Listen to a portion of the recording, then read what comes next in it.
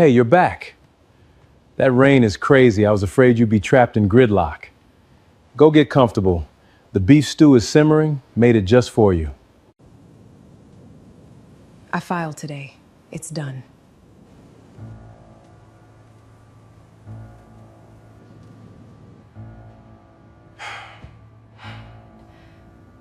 "20 years, Naya. 2 kids. That's all it comes down to?" Not for the life I wanted. You were never enough. So what am I left with? Oh, one more thing. The house stays with me. The cars stay with me. You're the only one who didn't see this coming. Outside, the rain keeps pouring down Live Oak Street. $23,000 left in his account is about to become everything he has left in this world. My name is Isaiah Brooks. I am 43 years old, and for 20 years I believed one simple thing. If a man works hard enough, stays steady enough, and never complains, his marriage will hold, no matter what gets thrown at it. I was wrong. The night my wife filed for divorce, she stood in the kitchen of our house on Live Oak Street in 3rd Ward, Houston, still in her work heels, and said, "You were never good enough, Isaiah. Not for the life I wanted." 20 years, 2 children.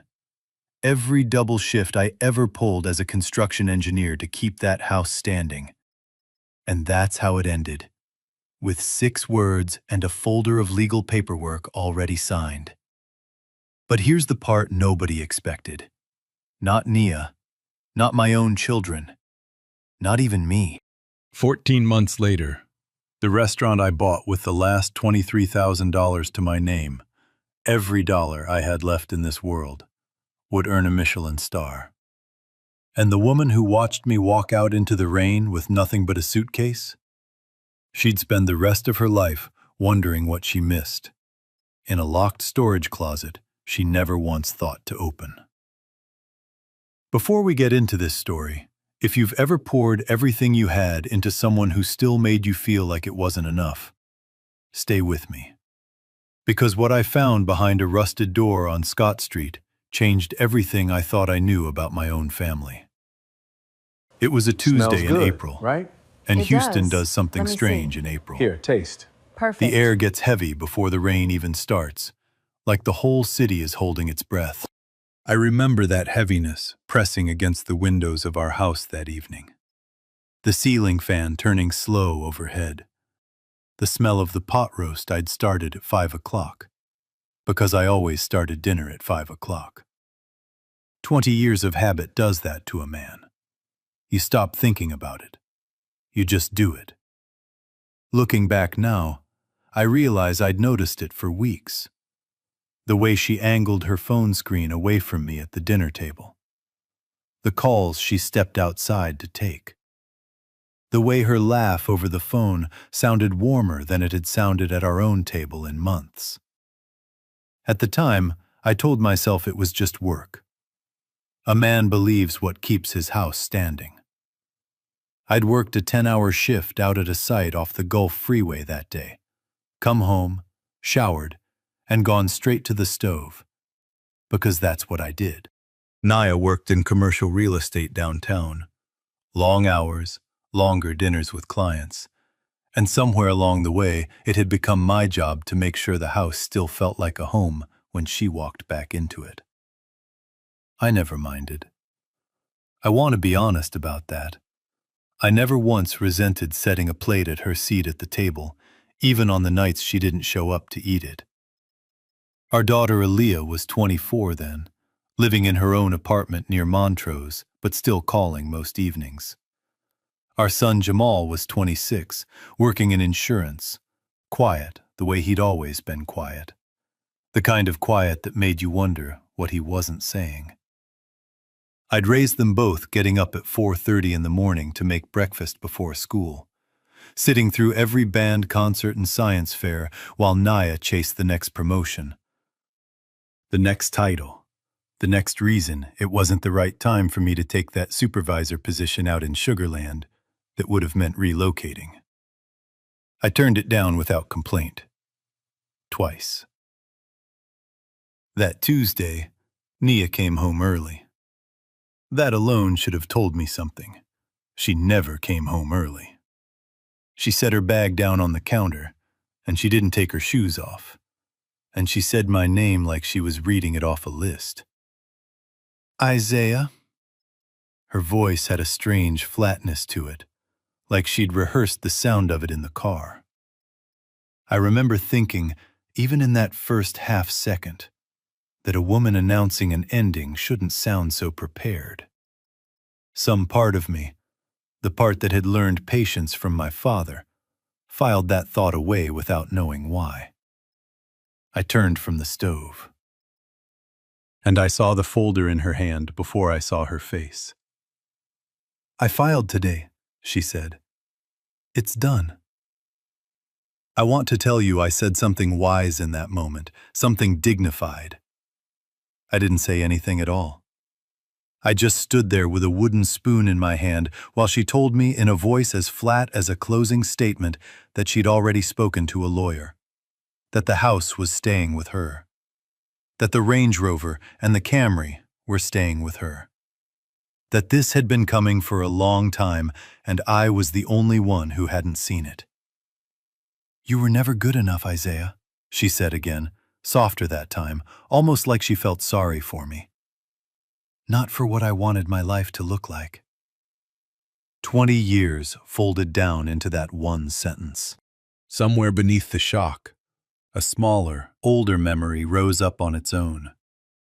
The two of us on a Galveston pier at 23, Nia laughing into the wind, promising me she'd never need more than I could give her. I don't know why that memory chose that moment to surface.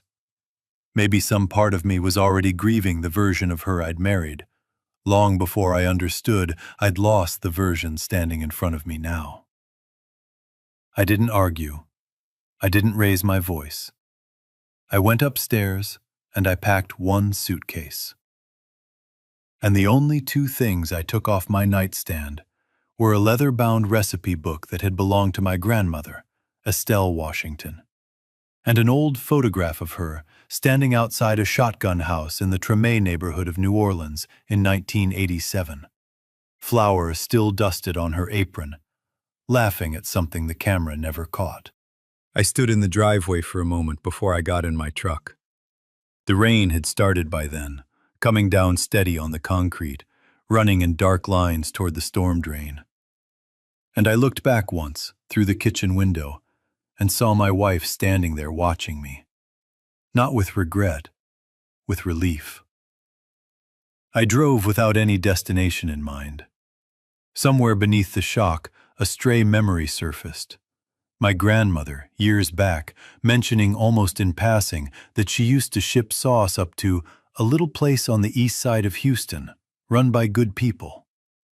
I hadn't thought about that sentence in over a decade. I'm still not sure if my hands turned the wheel that night, or if some older, quieter part of me already knew exactly where it was going. Somehow I ended up in Fifth Ward, on Scott Street, sitting in my truck outside a boarded-up soul food restaurant that had been closed for years. Rain hammering the windshield, $23,000 sitting in my checking account, and absolutely nothing else left to lose. I don't know what made me get out of the truck. I don't know what made me walk up to that door in the rain and try the handle. But I did. And 3 weeks later, the building was mine. The first thing I did as the new owner was walk into that dark kitchen and pull open a storage closet nobody had touched in years. Inside were 31 sealed glass bottles, hand-labeled in handwriting I would have recognized anywhere. My grandmother's handwriting. Standing there in the dark, I remembered being 9 years old in her Treme kitchen, asking her why she never let anybody else write down the measurements, why it all lived only in her hands and her head. She'd just smiled and told me some things aren't meant to travel, until the right person is standing there to carry them. I hadn't understood her then. I stood in that closet 34 years later and finally did. Tucked behind the bottles was a folded, yellowed piece of paper that read, "There's one thing I never told the family about who really owns the rights to this recipe." I turned that folded page over in my hands 3 times that first night, half convinced the words would read different if I just looked again. They never did. I had no idea yet what those words meant, but I would learn soon enough that those 31 bottles were about to turn everything upside down. The first weeks in that restaurant nearly broke me. I want to be honest about that, because I think people watching this who've started over from nothing deserve honesty, not a highlight reel. I slept on a folding cot in the back office because I didn't have money left for a hotel, and pride wouldn't let me call anybody I knew. I scrubbed decades of grease off equipment that hadn't run in years. I stood in that kitchen at 2 in the morning with my hands raw from steel wool, and more than once I asked myself what exactly I thought I was doing, buying a dead restaurant in 5th Ward with the last of my savings, like some kind of fool who'd finally lost his mind along with his marriage. But every time I opened one of those 31 bottles and let the smell hit me, cayenne, brown sugar, something smoky underneath I couldn't name yet, I was back in my grandmother's kitchen in Treme, 7 years old, standing on a stool so I could see over the counter.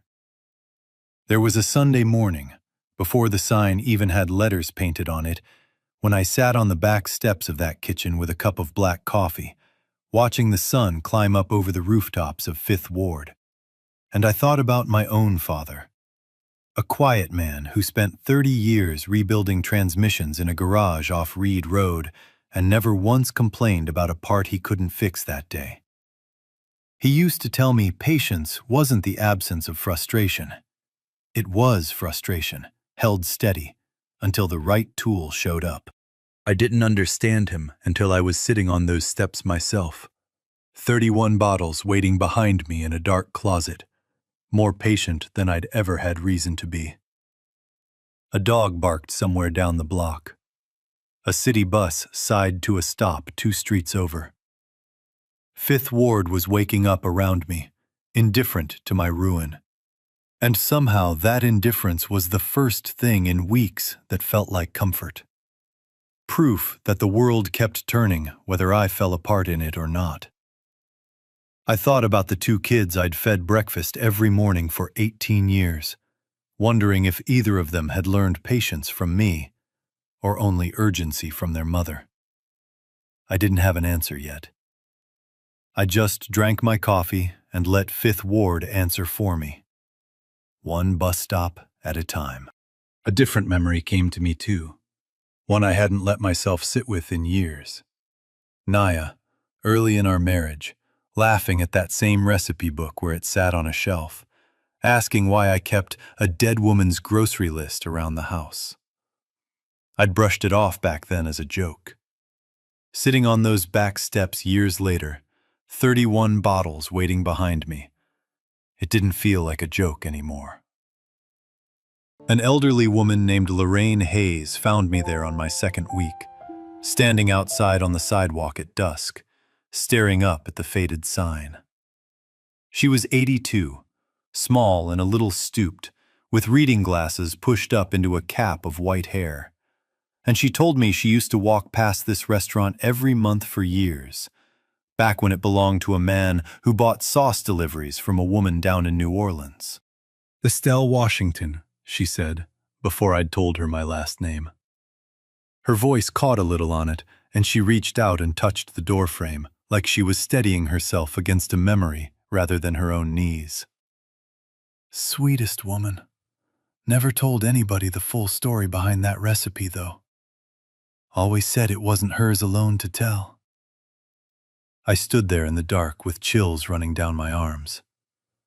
I found a lawyer the next week, mostly to sort out the deed, but I brought the old paperwork from the closet with me almost as an afterthought. He looked at a handwritten 1986 agreement tucked among my grandmother's papers. An agreement establishing the recipe and the name rights as her separate property, held in trust, outside of any marriage or estate that might come after her. And he looked up at me over his glasses. "Mr. Brooks," he said, "this predates you by 6 years. Whatever happens with your divorce, whatever your ex-wife's attorney tries to claim, this was never marital property. This was never even yours to lose. It was hers to give." I didn't understand yet how much that single piece of paper was about to matter. Late one night, going through old ledgers I'd found stacked in a filing cabinet, I came across something that stopped me cold. A receipt from years back, a table reservation under the name Nia Brooks, my wife. Sitting in this exact restaurant, years before I ever set foot in it, with a name beside hers that wasn't mine. I sat with that receipt in my hand for a long time, my fingers pressing so hard into the paper's edge that it left a faint crease, trying to decide if it meant what I thought it meant, or if I was just a broken man looking for reasons in old paper. I didn't call Nia. I didn't call anybody. I just kept working. Aaliyah phoned me that week, and for a moment my chest loosened, thinking my daughter was checking on her father. She asked how I was holding up. She asked about the restaurant, how business was, what my plans were, whether I'd hired anyone yet. There was one question, though, that I brushed past too quickly at the time, whether I'd already talked to a trademark attorney about the name. At the time, I only noticed a half-second pause before she asked it, the kind of pause a person takes when they're choosing which question to lead with. An odd thing for a daughter to ask her grieving father, now that I look back on it. I told her more than I probably should have. A father wanting to believe his daughter is calling out of love, not out of assignment. It wasn't until later, much later, that I understood those calls were never really about me. There was a night, about 3 weeks in, when I finally got one of the old recipes right. My grandmother's smothered oxtail, the gravy dark and rich the way I remembered it, the kitchen filling up with a smell that pulled me straight back to a narrow shotgun kitchen on a Treme side street 30 years ago. I stood there, tasting it off a wooden spoon, alone, at 11 at night, and I cried.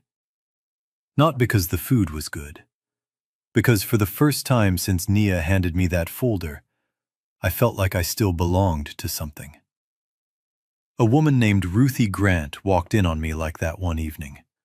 58 years old, solid and warm, wearing an apron she'd apparently just decided to put on without being asked.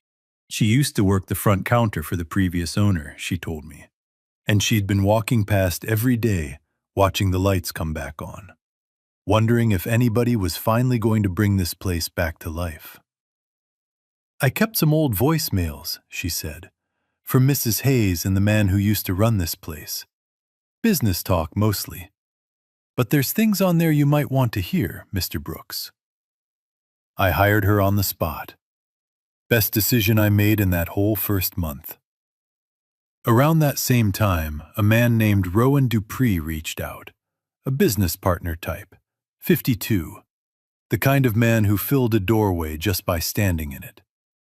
He'd heard through people in the Houston restaurant scene that somebody was quietly reviving an old Fifth Ward soul food spot with an authentic Louisiana sauce nobody could place, and he wanted in. Not as an owner, he said, but as a partner who could help me scale it right.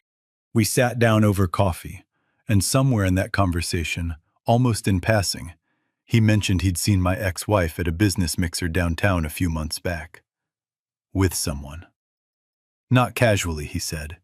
Comfortably, like it wasn't new. I didn't say much. I just nodded and let the coffee go cold in my hand. The tension was building by then, low and constant, like weather moving in from the Gulf that you can feel in your knees before you ever see the clouds. But I kept my head down. I kept cooking. I kept scrubbing floors at midnight and testing sauce recipes at dawn, because that back storage closet had 31 bottles in it, and something in my gut told me every one of them was a piece of a story my grandmother never got to finish telling. I had no idea yet how much my whole family, was about to be tested by what was hiding in that little kitchen on Scott Street. Because 2 weeks later, a certified letter arrived, and it had Nia's lawyer's name on the return address. My own daughter was quietly feeding information to the woman trying to take everything I'd built. Was that betrayal? Or just a daughter who never learned any other way to keep her mother's love? Tell me which one you'd forgive first. The letter said Nia was suing me. Of course. Not for I am. alimony. Trust me. Not for a We bigger move cut of a house I'd already signed away without a fight.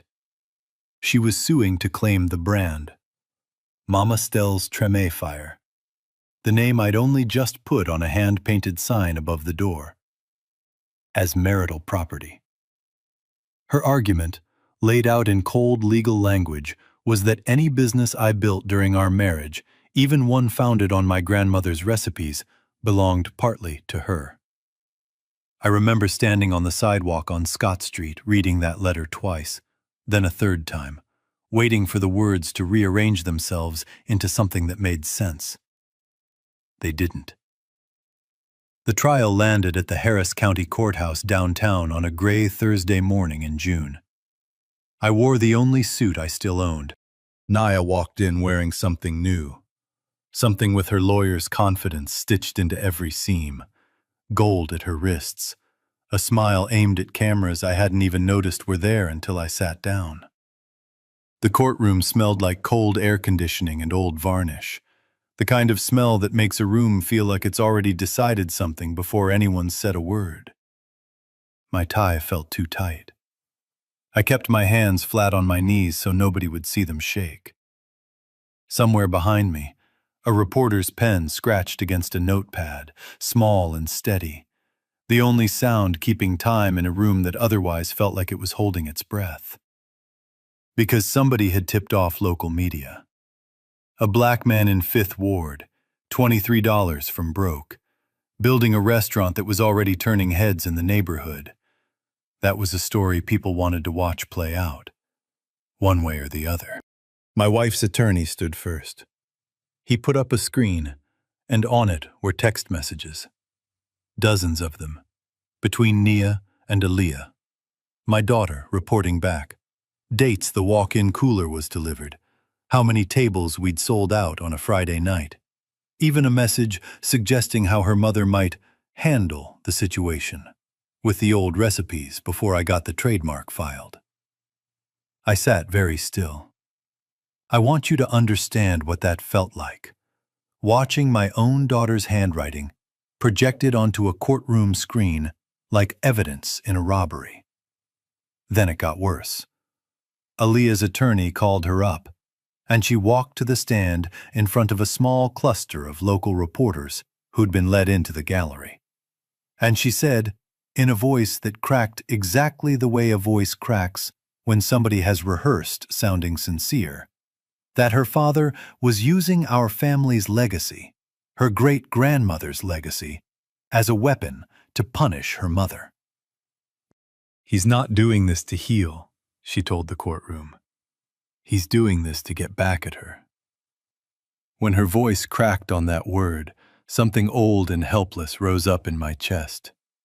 A memory of Aaliyah at 6 years old, refusing to sleep unless I checked under her bed 3 times, trusting me completely to keep her safe from things she couldn't see. I thought, too, of the recipe book on our old shelf, of Aaliyah as a girl tracing her finger along my grandmother's handwriting, asking if she could learn to cook the real way someday. I wondered when that girl had gone missing. I noticed her hand shaking slightly against the witness stand's railing, too. A tremor pressed down hard enough that only a father who'd watched that same small hand learn to hold a pencil would ever catch it. Her eyes found mine once, just once, and dropped away just as fast. Like she couldn't hold the weight of looking at me while she said it. I understood something sitting there that I couldn't have understood at the time she was born. Aaliyah spent her whole childhood watching her mother's love work like a transaction. Attention paid out for being useful, praise rationed for being impressive, warmth that had to be earned fresh every week. I gave my children steady love without asking for anything back. Nia taught our daughter that love was a performance review. So when the divorce split the family into two camps, Aaliyah didn't choose the parent who was right. She chose the parent whose love felt conditional enough to still be worth chasing. That trembling hand on the railing wasn't a woman committing betrayal without a second thought. It was a scared 24-year-old, still trying to be enough for a mother who'd never once told her she already was. I sat with my hands flat on the table in front of me, and I did not move. 24 years old, and my own child stood in a public courtroom and called my grandmother's recipe book a revenge plot. I won't pretend that didn't hollow something out of me. It did. It still does, some nights, if I let myself think about it too long. But I had learned something in that little kitchen on Scott Street over the past 3 months. I had learned patience is its own kind of strength. And silence, held the right way, can say more than shouting ever could. When it was my turn, I didn't raise my voice. I stood and I asked the judge's permission to enter one document into evidence. The 1986 agreement my lawyer had found, establishing my grandmother's recipe and name rights as her separate legal property, held in trust decades before Nia and I ever met. Decades before any marriage could have laid a single claim to it. The judge read it again, looked up at Nia's attorney over the top of her glasses. I watched Nia's shoulders drop half an inch, so slight I doubt anyone else in that gallery caught it. 20 years married to a woman teaches you to read the parts of her that never made it into words. Somewhere behind me, a chair creaked. Nobody in that gallery so much as breathed loud. "This predates the marriage by 6 years," she said. "This restaurant, this recipe, this name, none of it was ever community property to begin with. This claim is dismissed." It was over in less than 4 minutes. I heard a commotion behind me before I even turned around. Aaliyah was crying in the hallway outside, cameras still rolling, and her husband, a man I'd only met a handful of times, was standing a few feet away reading something off his phone with a face gone hard and flat. Later I'd learn what he was reading. The same exhibit list that had just been entered into the public court record that morning. Financial records and message threads that, once filed, any attorney could pull. His own lawyer, whom I'd later learn he'd quietly retained weeks earlier over unrelated money concerns, forwarded them to him within the hour. What he read confirmed things about his wife's spending and his mother-in-law's coaching that he apparently hadn't known before that morning. He filed for divorce from Aaliyah 9 days later. I take no pleasure in telling you that. I only tell you because it's true, and because it showed me, all over again, how far people will go once they convince themselves the ends justify it.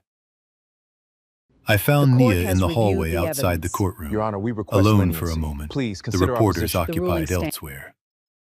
She still had that composed look on her face, the one she'd worn the night she handed me that folder in our kitchen. But something in her eyes had shifted. Something uncertain, flickering under the surface for the first time since I'd known her. I looked at her, and I kept my voice level, the way I'd kept it level for 20 years of not complaining. "You took the house I paid for with overtime sweat," I said. "You erased my name off everything we built together. But you never got my roots, Nia. You never even knew where to look for them." She didn't answer. For the first time in longer than I could remember, Nia Brooks had nothing to say.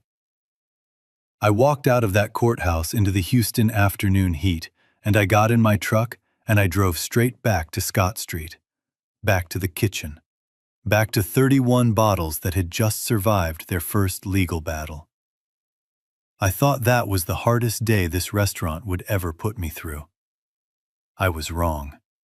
Because what Rowan Dupree was about to tell me, about a shell company, about secret calls, about a plan that started 3 years before Nia ever filed those papers, was about to make that courtroom look like the easy part. Rowan came to see me 2 weeks after the trial, and he didn't sit down before he spoke.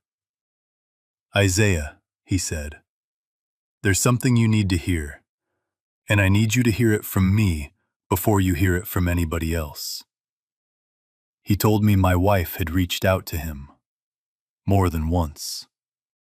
Months before the divorce was ever filed, she'd wanted to know if he'd be willing to help her acquire the rights to the recipe and the name. Quietly, through a business entity that wouldn't trace back to her, so that she could control it, license it, and eventually, in his words, retire it from the family altogether.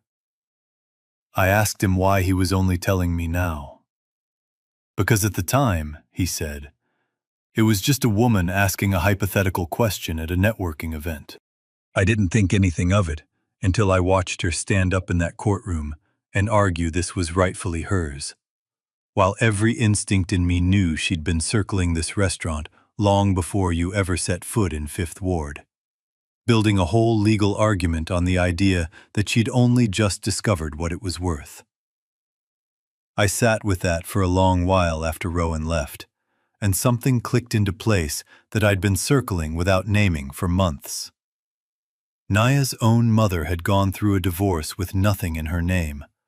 No assets, no leverage, nothing she'd built that couldn't be taken from her in an afternoon.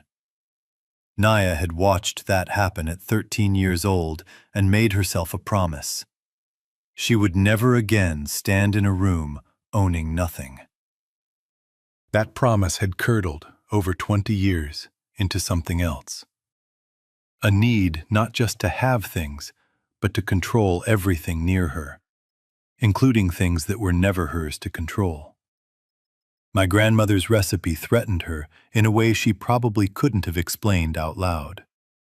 It was proof that something real, something rooted, could be worth everything without her fingerprints anywhere on it. She couldn't tolerate that. So she did what she'd always done with things she couldn't own outright. She tried to make sure nobody else valued it enough to keep it either. That same week, a federal inquiry, the kind that follows wire transfers and shell companies across state lines until it lands on somebody's desk, that had quietly opened into a pattern of asset transfers connected to Nia's real estate dealings, widened its scope. My son Jamal called me, his voice thin and shaking in a way I hadn't heard since he was a boy. "Dad," he said, "she told me it was routine paperwork, consolidating some family accounts after the divorce. I trusted her enough not to read every page the way I should have. Now my name's on property transfer documents I don't fully understand, tied to money I never saw." I sat with that phone against my ear for a long moment, feeling something old and tired settle over me. My son, 26 years old, caught in something his mother had built around him without ever asking if he wanted to be part of it. I remembered him at 8, standing next to me in the driveway, holding a wrench too big for his hand, dead serious about helping me fix the lawnmower. He'd always trusted the people he loved a little too completely. I used to think that was a flaw I needed to toughen out of him. Sitting there listening to his voice crack over the phone, I understood it had never been a flaw.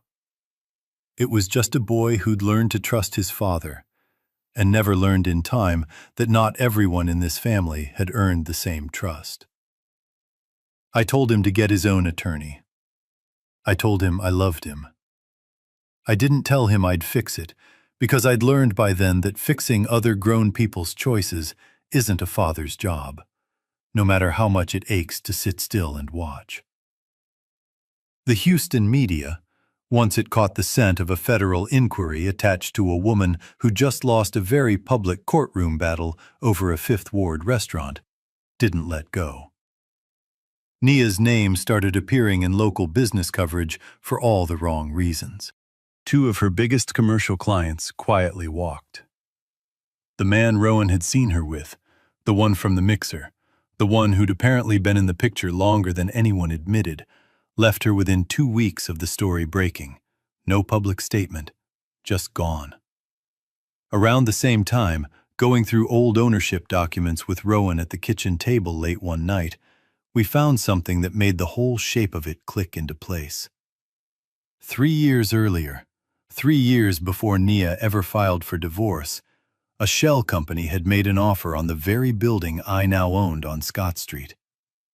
The offer had gone nowhere at the time because the previous owner wasn't selling. But the paper trail led back, quietly, carefully, to Nia. I remembered then the receipt I'd found weeks earlier, the reservation under her name, years before I ever walked through that door, and realized it hadn't been a coincidence I'd misread. It had been the first thread of a rope she'd been tying long before I noticed the knot. She had wanted this place before I ever knew it existed. Not to build something, to bury something. Both of my children called me that same week, within days of each other, each in their own kind of panic. Aaliyah, tearful, asking if I could help her mother's legal situation, help smooth things over, help make the story go away. Jamal asking again if I'd step in and use my new lawyer to untangle the transfer documents he'd signed. I agreed to a call with both of them together, the three of us on the phone at once, something we hadn't done since before the divorce. I listened. I let them both talk themselves out. And then I said the only thing I had left to say. You both chose a side a long time ago, I told them, my voice calm, steady, the same voice I'd used my whole life to hold a house together. I'm not angry anymore. I'm just done pretending I didn't notice. I didn't raise my voice. I didn't have to. Some doors close quietest of all. After I hung up, I didn't go back to the kitchen right away. I walked 2 blocks over to where Buffalo Bayou cuts along the edge of the ward, and I stood there a long while, listening to the water move in the dark, the street lights laying long orange stripes across the surface, turning over something Rowan had mentioned weeks earlier, almost in passing, that Nia had once told him, half joking, that sometimes people needed to be shocked awake before they could really live. At the time, I'd taken it as nothing. Standing at that water's edge, it didn't feel like nothing anymore. I thought about my father again, about patience held steady until the right tool arrives. I thought about the certified letter, the shell company, the years of quiet architecture I'd never seen being built around me, and understood something my grandmother must have known all along. That some people build with their hands, and some people build with other people's blind trust. I'd spent my whole marriage assuming those were the same kind of building. I wasn't angry standing there. I was just quiet in a way I hadn't been in years. Months rolled forward after that the way they do when you stop counting them one at a time. Order after order, service after service, until 14 months after I first bought that building with my last $23,000, a Michelin inspector walked through our door without a word of warning and sat at a two-top by the window. I found out 3 weeks later, the same way most restaurant owners find out. A phone call, a number I didn't recognize, a voice telling me Mama Stell's Treme Fire had just earned a Michelin star. I stood in that kitchen, and I put my hand flat on the stainless steel counter, and I thought about a woman named Estelle Washington, standing in a narrow kitchen in Tremé 30 years earlier. And I thought about 31 sealed bottles in a storage closet nobody had opened in years. The lines on Scott Street kept growing. Nia's name kept fading from the pages that used to feature her. 2 lives, moving in exactly opposite directions, from the exact same starting point. But the biggest piece of this story, the one that would finally explain everything, the one hiding in an old voicemail Ruthie Grant had kept on her phone for years without knowing what it meant, was still waiting to come out. I hung my grandmother's photograph up myself, on a Sunday morning before we opened, right beside the kitchen door where every server and every line cook would pass it 100 times a shift. Estelle Washington, 1987, flower on her apron, laughing at something the camera never caught. I stood back and looked at it for a long while before I ever unlocked the front door that day. Ruthie Grant had become more than staff to me by then.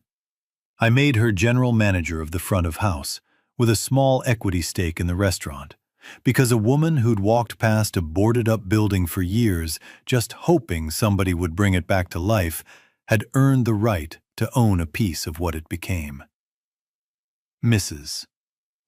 Lorraine Hayes, 82 years old, still sharp as anything, agreed to come by once a week as what Ruthie started calling our honorary grandmother. Greeting guests, telling stories, tasting whatever new batch of sauce I was testing that week. I set her up with a small monthly percentage of the profits, because without her memory of a woman sending sauce up from New Orleans once a month, I might never have known where to start looking for the truth. Jamal came by the restaurant on a slow Tuesday afternoon not long after, still thinner than I liked to see him, and he didn't say much at first. Just sat at the counter and watched Ruthie work the line for a while, turning a coffee mug slowly in his hands like he was deciding whether he was allowed to be there. Eventually, he asked if he could help wash dishes for an hour, the way he used to help me change oil in the driveway, back when he was 12 and full of questions. I let him. We didn't talk about the transfer documents, or the lawyers, or his mother. We just worked, side by side, the water running warm over our hands, steam fogging the little window over the sink. And somewhere under the running water and the clatter of pans, I caught myself thinking that this was the closest thing to prayer I'd done in months. 2 men working in silence, forgiving each other without ever having to say the word. Before he left, he stopped at the door and said, quiet, almost like he didn't want it to count as a big moment. "I should have read the papers, Dad." I told him most of us learn that lesson exactly once.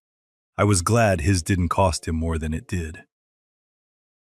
It was while finishing that ownership review with Rowan that one last date caught my eye. The retainer agreement for Nia's divorce attorney, signed the same year the shell company made its offer on this building. Not a whim on some ordinary Tuesday. Architecture, built slowly, with me standing inside it the entire time, never once suspecting I was living inside somebody else's blueprint. Then Ruthie remembered the voicemails. Son. You did it. We're so She'd proud. kept an old Thank phone you, in a everyone. drawer at home, one she hadn't used in years, and on it were messages from the previous owner going back over a decade. Routine business calls mostly, deliveries and invoices. But buried among them was one she'd nearly deleted a dozen times and somehow never had. A call where a woman's voice, unmistakably Nia's, was recorded discussing the recipe with the previous owner, years before I ever bought the place.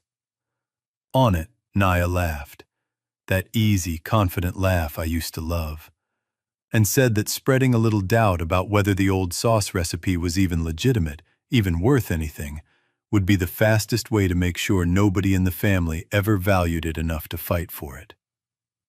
I sat in the back office with that recording playing on a phone that had survived years in a kitchen drawer, and I understood, finally and completely, Exactly what my grandmother's note had meant when she wrote that there was one thing she'd never told the family. She hadn't been protecting a secret.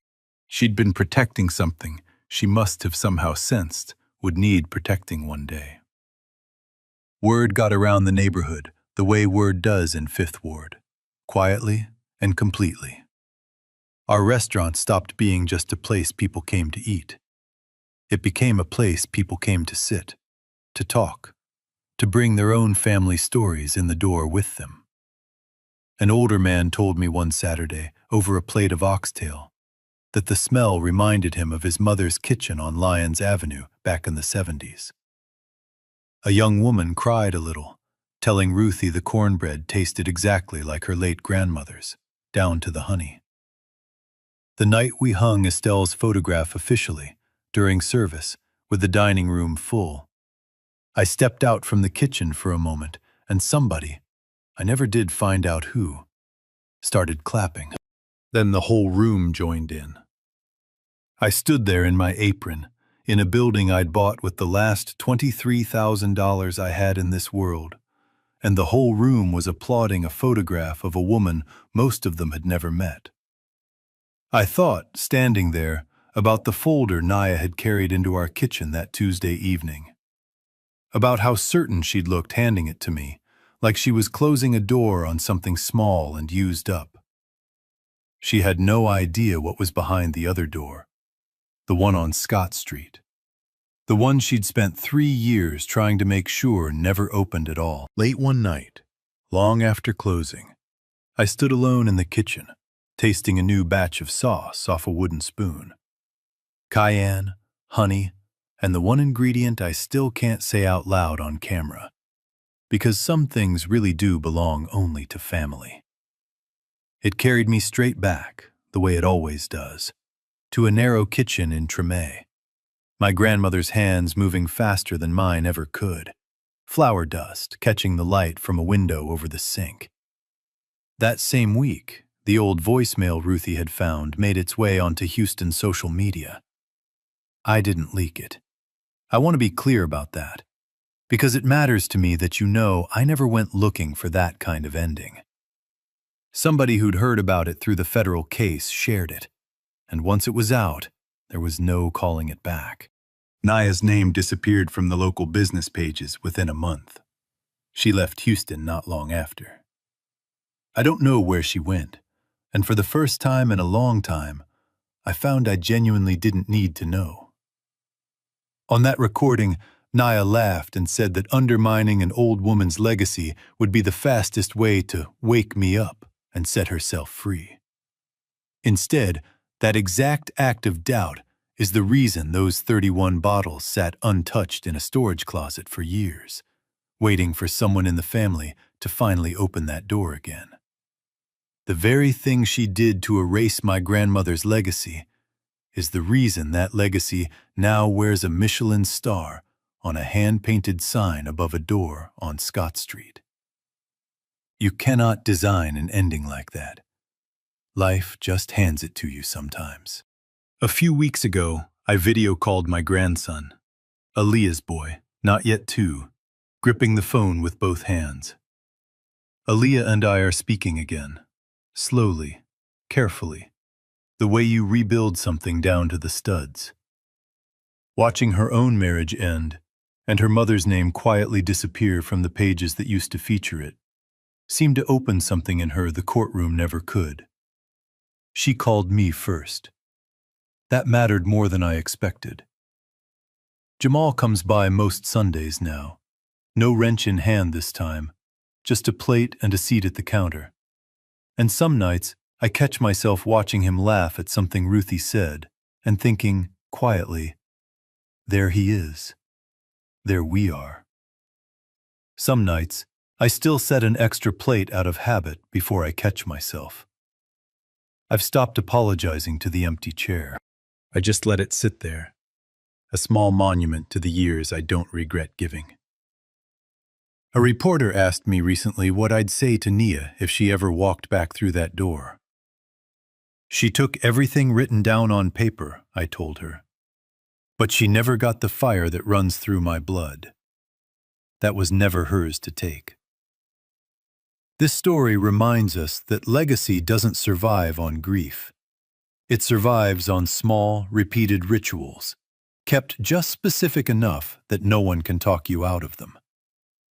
If you're a widow who hasn't touched his recipe box since the funeral, pull out one card this Sunday, cook it exactly as written, and call one grandchild to come taste it with you. Not to remember him in the abstract, but to keep his hands alive in yours. If a son or daughter mocks something small you still hold on to, a hymn, a quilt pattern, a Sunday phone call at 4, don't argue, just keep doing it. The things they call outdated are usually the very things still strong enough to outlast them. These scripts are born from genuine human creativity and a desire to confront social truths. AI acted as a co-pilot, helping organize thoughts so that powerful messages of fairness, forgiveness, and human potential could touch hearts worldwide. Production team, story and screenplay by Quinn Fung. Character development and visual conceptualization by Chris Nguyen. Video scripting and scene adaptation by David Nguyen. A passionate team dedicated to bringing this story to life.